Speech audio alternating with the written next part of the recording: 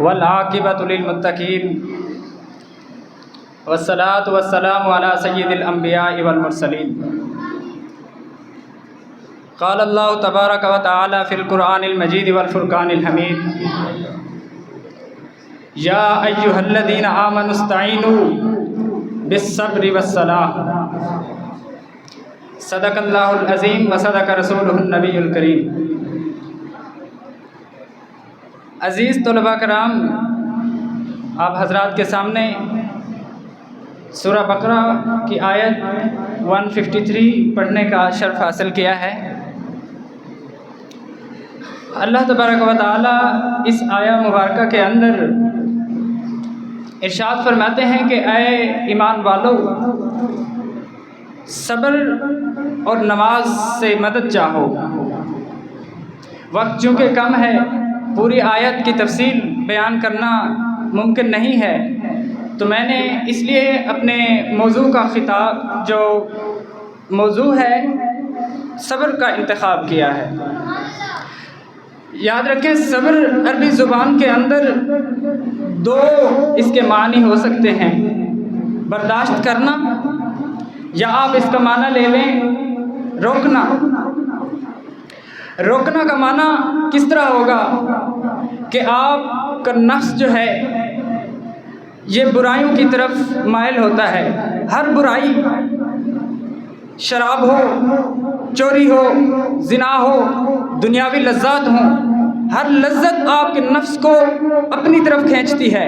اگر آپ اپنے نفس کو روک لیتے ہیں برائی کی طرف جانے سے، تو گویا کہ آپ نے صبر کیا ہے۔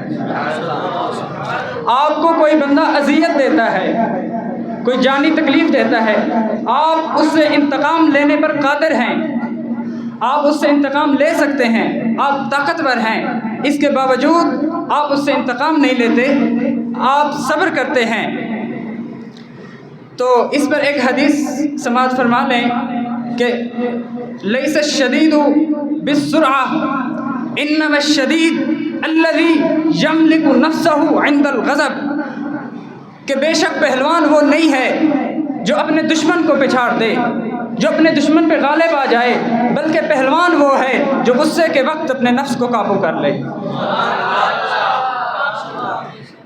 اسی طرح مصیبت، جب بھی انسان کے اوپر کوئی مصیبت آتی ہے تو اللہ رب العزت کا اس کے اوپر حکم ہے کہ وہ اللہ کی طرف رجوع کرے، نہ کہ مخلوق سے اس کا گلہ و شکوہ کرے۔ تو مصیبت دو طرح کی ہوتی ہے، یا تو اللہ کی آزمائش ہوگی یا وہ کفارہ ذنوب ہوگا۔ ذنوب عربی کے اندر گناہ کو کہتے ہیں، یعنی یا تو اس مصیبت سے آپ کے گناہ مٹتے ہیں، جیسا کہ قرآن مجید میں ارشاد ہوا وَمَا أَصَابَكُم مِّن مُّصِيبَةٍ فَبِمَا كَسَبَتْ أَيْدِيكُمْ وَيَعْفُو عَن كَثِيرٍ، کہ جو مصیبت تم کو پہنچتی ہے وہ تمہارے اپنے ہی ہاتھوں کی کمائی کا سبب ہے۔ حضرت عائشہ رضی اللہ تعالی عنہ روایت فرماتی ہیں کہ جب بھی مومن کو کوئی ایک کانٹا چبھتا ہے تو اللہ رب العزت اس کے بدلے میں اس مومن کا ایک درجہ بھی بلند کرتا ہے، اس کے گناہ بھی معاف فرماتا ہے۔ اسی مفہوم کے تحت ایک اور حدیث بھی ہے، ابو سعید خدری رضی اللہ تعالیٰ عنہ فرماتے ہیں، آپ سے روایت فرماتے ہیں کہ جب کسی مومن کو کوئی جسم کا درد لاحق ہوتا ہے، کوئی غم پیش آتا ہے یا کوئی بیماری لگتی ہے تو وہ اس کے گناہوں کو مٹاتی ہے۔ تو گویا جب آپ کو کوئی بیماری آتی ہے، کوئی نعمت چھن جاتی ہے، تو کتنی عجیب بات ہے کہ ہم ایک نعمت کے چھن جانے پر اس رب کا شکوہ کرتے ہیں جس نے لاکھوں نعمتیں بن مانگے عطا کر دی ہیں۔ تو اب دیکھنا یہ ہے کہ آپ صبر کرتے ہیں، آپ کو اس کا اجر کیا ملتا ہے، صبر کا صلہ کیا ملتا ہے۔ مثال کے طور پر مثال دیتا ہوں، فرض کریں کہ ایک بندہ آ کے کسی کو 2 تھپڑ لگا دیتا ہے، اور پھر وہ اس کا، اب میں صبر کا حکم دوں گا، میں کہوں گا کہ آپ صبر کریں، آپ اس سے انتقام نہ لیں۔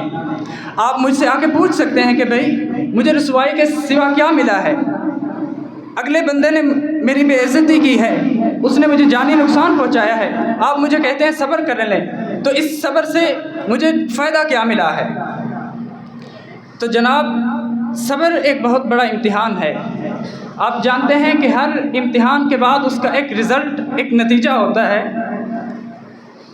جتنا بڑا مشکل امتحان ہوتا ہے اتنا بڑا اس کا رزلٹ اور نتیجہ ہوتا ہے۔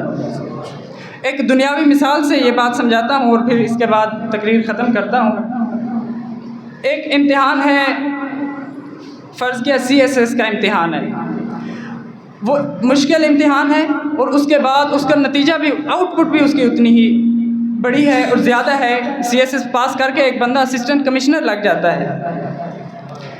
اور اسی طرح ہم حضرات دیکھیں، دنیاوی لحاظ سے ہماری جو ہے تنظیم کی ڈگری کی اتنی ویلیو نہیں ہے، تو اس کا امتحان بھی ہم آسانی سے پاس کرتے ہیں۔ آپ سب کو معلوم ہے کہ آخری دنوں کے اندر نورانی گائیڈ سے استفادہ حاصل کرتے ہیں، الا ماشاء اللہ۔ تو بات یہ سمجھانا چاہ رہا ہوں کہ ایک طرف ہے CSS کا امتحان، ایک طرف ہے تنظیم کا امتحان، ایک طرف ہے صبر کا امتحان۔ قربان جاؤں، کتنا عظیم امتحان ہے، کتنا عظیم اس کا رزلٹ ہے۔ خدا کرے کہ آپ کو میری بات، بہت بڑا جملہ دینے جا رہا ہوں، آپ کے دلوں میں اثر کر جائے۔ اتنا بڑا امتحان ہے، اتنا بڑا اس کا رزلٹ ہے کہ اس کو پاس کرنے والا، اس کو کوالیفائی کرنے والا، اس کو نتیجے میں کیا ملتا ہے؟ جو اس کو پاس کرتا ہے اس کو اس کے نتیجے میں دو جہانوں کے خالق، زمین و آسمان کو پیدا کرنے والے رب ذوالجلال کی معیت نصیب ہوتی ہے۔ کیونکہ قرآن مجید نے خود ارشاد فرمایا ہے کہ ان اللہ مع الصابرین، کہ بے شک اللہ تعالیٰ صبر کرنے والوں کے ساتھ ہے۔ دعا ہے کہ اللہ رب العزت ہمیں صبر کرنے کی توفیق عطا فرمائے۔